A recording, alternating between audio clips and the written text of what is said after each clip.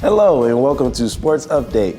We'll be looking at the latest sports news from around the region and beyond. I'm Kyer Warner. We'll also look at college football across the nation and check out the latest happenings in all pro sports. I'm Sarah Cummings and this is Sports Update on EUTV.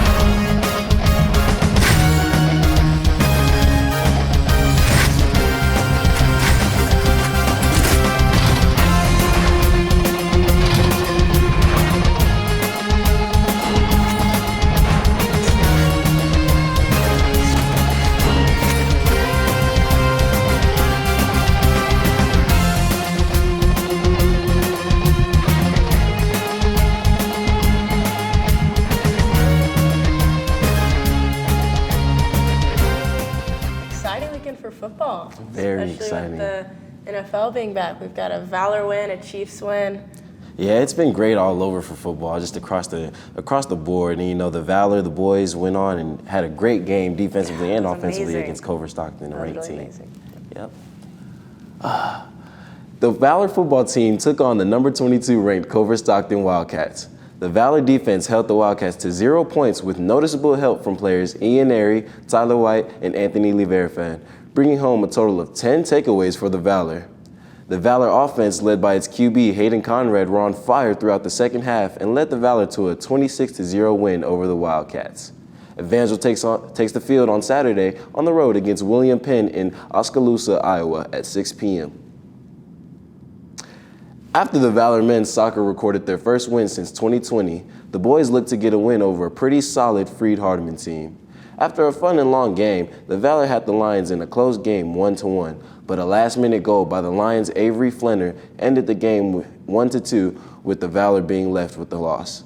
The men have a home game Wednesday against Missouri Valley and are in Atchison, Kansas on Saturday against Benedictine. Valor volleyball was in Lamoni, Iowa Saturday, facing the Graceland Yellow Jackets. Coming off of a sweep of Peru State on Friday, the Valor looked to keep rolling. Evangel won the first set 25-17. During the second set, the Valor responded to an early Yellow Jackets lead by going on a 10-0 run, recording another 25-17 victory. Fueled by another offensive run, the Valor took the third set 25-22. Sierra Reyes had a team-high 11 kills, and Leah Jackson recorded 21 assists as the Valor completed their second consecutive sweep. The volleyball team has home games this Friday against Park and Saturday afternoon against Mid-American Nazarene. In their last non-conference game of the season, Evangel women's soccer faced the Freed-Hardeman Lions on Saturday. The Valor were on the road looking for their fourth win of the season. The Lions attacked hard on offense, getting 8 shots off in the first half, but just connecting on one. The Valor trailed 1-0 at the half. Looking to get their offense going, the Valor recorded 2 quality shots in the second half, but were unable to get on the board. The Lions bested the Valor 2-0 as the Valor fall to 3-3 record on the season. The women play Wednesday at home against Missouri Valley and then Saturday away at Benedictine. Those turnovers on defense, that was amazing. And that honestly contributed a lot to the big win over Culver Stockton, honestly. Yeah. What was the energy like pulling away with a ranked victory? The energy was amazing. It was just, my ears were hurting how loud it was just on that sideline. And that's honestly, awesome. That's what it's all about. Yeah, that's amazing. In just a few minutes, I'll be here with Coach Bruce Deaton to discuss the latest about the women's soccer team. Then, coming up later, we'll take a look at some of the top college games from the weekend. Stay with us.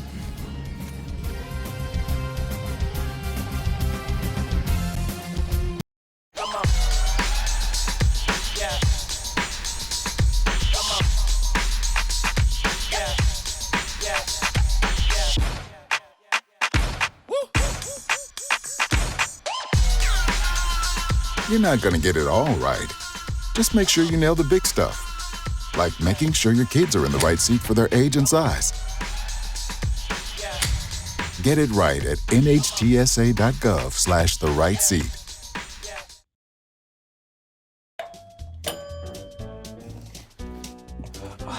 What a disaster.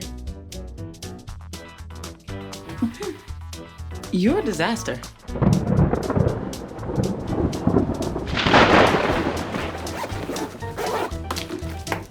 This is a disaster. You can't be ready for every little disaster, but you can prepare for a big one. Make an emergency plan today.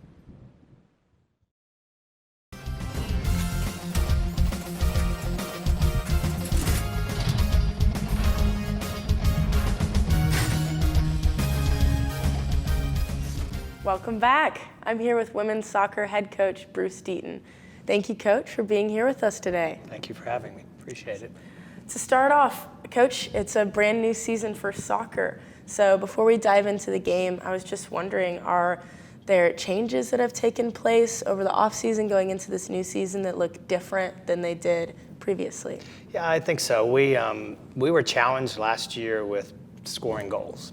And of course, you have to do that in order to get the results. And so that was the main focus of recruiting. I was able to acquire a couple of transfers that are adding to that because we're a very attacking focused team, several freshmen that were their all-time leading scorers at the programs where they came from. So, and that's already paid dividends because we're 15 goals to the positive thus far this year. Last year we scored 7 all season, and so that's been a big change for us. So that's the area where I think we've grown the most this year thus far. Oh, so yeah, that's awesome.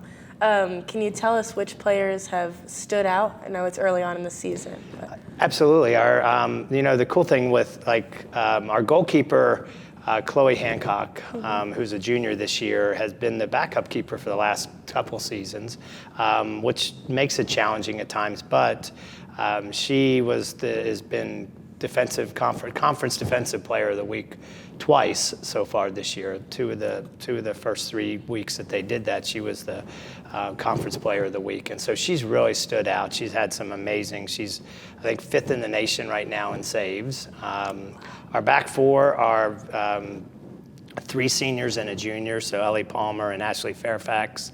And Ainsley Glenn, the seniors, and Macy Reich, the junior, really have made a difference in the back.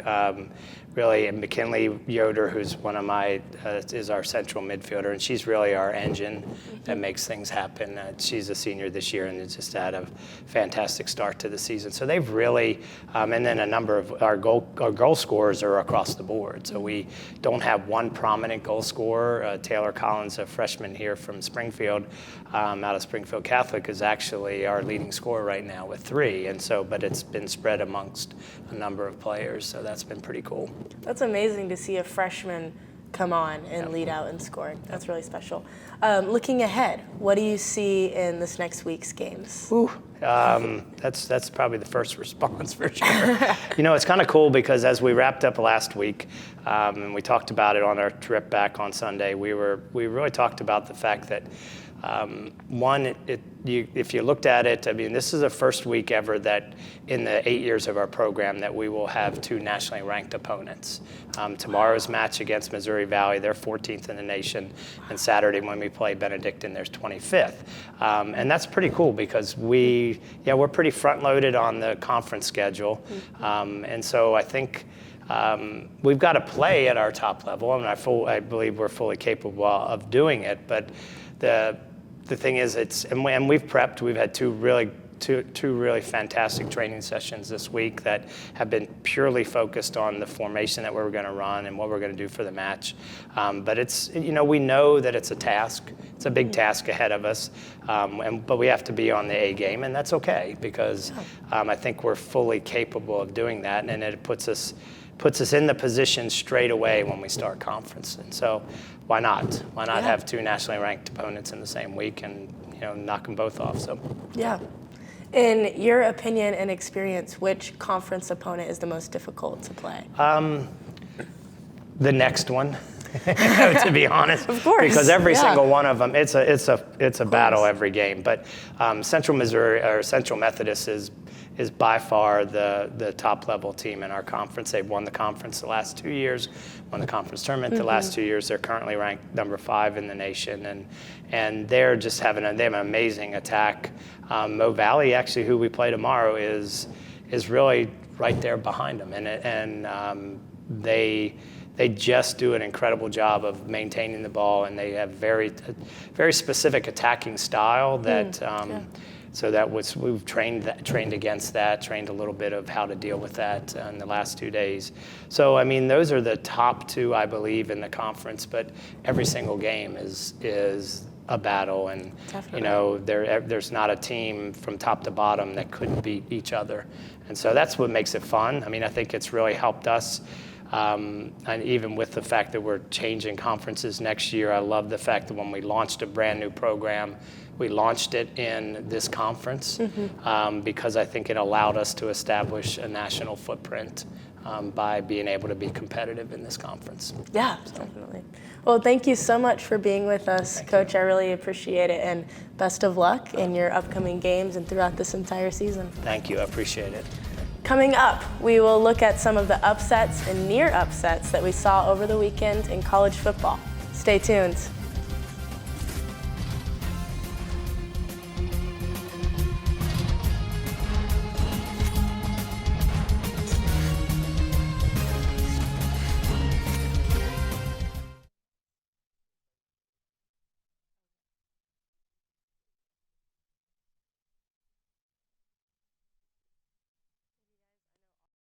Severe weather can strike anytime, anywhere, but there's a simple way to stay safe. Hey, Jim Cantori here. I stay safe in dangerous weather by planning ahead. You can stay safe too with a few easy steps. Build an inexpensive kit with supplies for your family's needs. Write down important information like phone numbers and medications. Always talk with your family, and remember any pets in your planning. Be ready, be safe. Start your plan today at ready.gov/plan.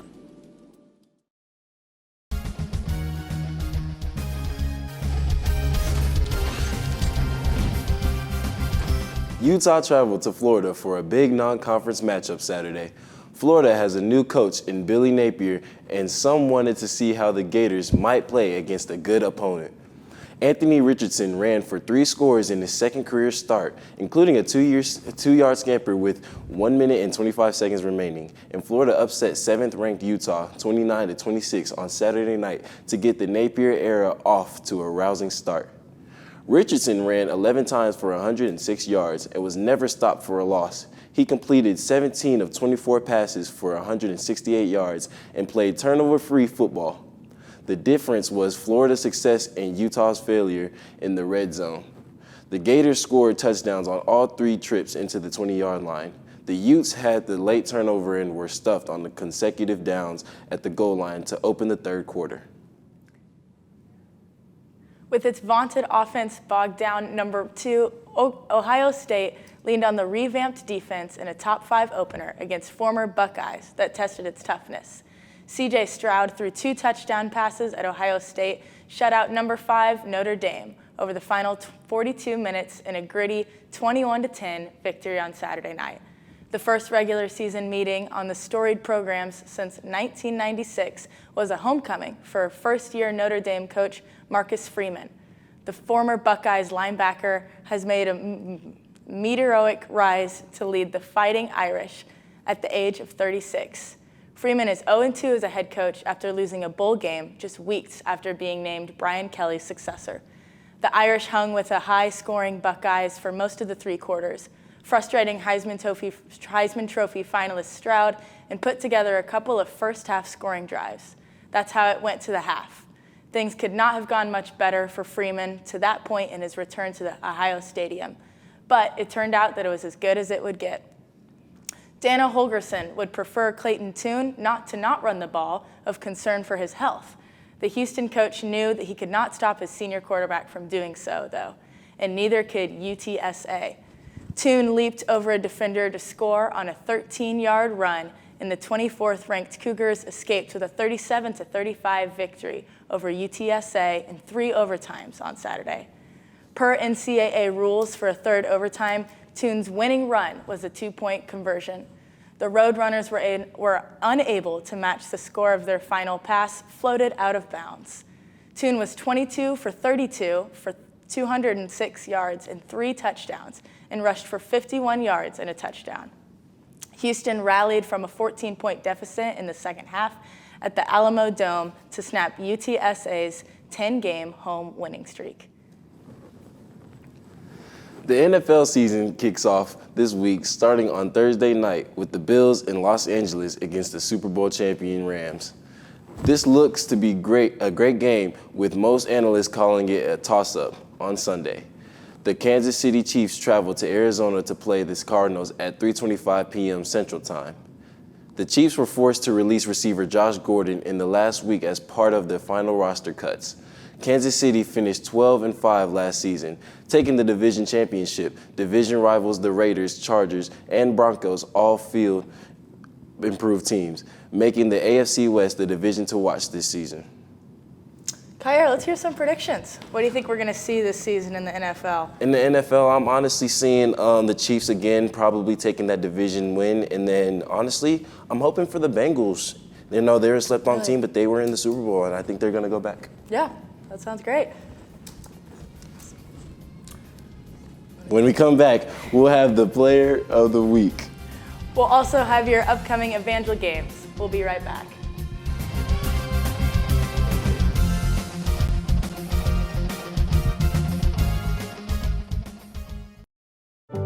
My biggest fear in the middle of my addiction was that I would never be able to get over it and that my kids wouldn't have a father. I started thinking, you know what? This isn't my story. For the longest time, fear held me back from ultimately being who I wanted to. I had to become a better man to be a better father. It's important to me that my kids are empowered and truly believe that if they can think it, they can do it.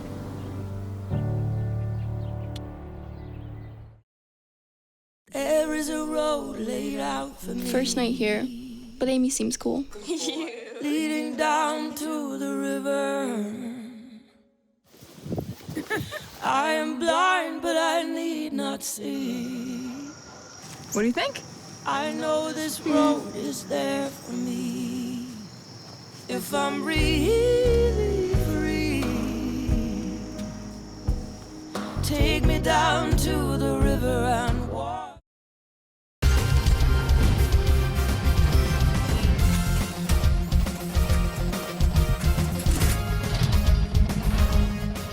Our EUTV Sports Player of the Week is Erin Russell of the Lady Valor volleyball team. She also made Hart Conference Defender of the Week in volleyball. Russell had 75 digs in one weekend, which is amazing. She broke the Evangel record for season digs in a career. Looking at those stats, that's pretty impressive. We congratulate Erin on a job well done. Great job, for being Erin. our Player of the Week, Erin. Great job. And now, let's take a look at our upcoming games this week.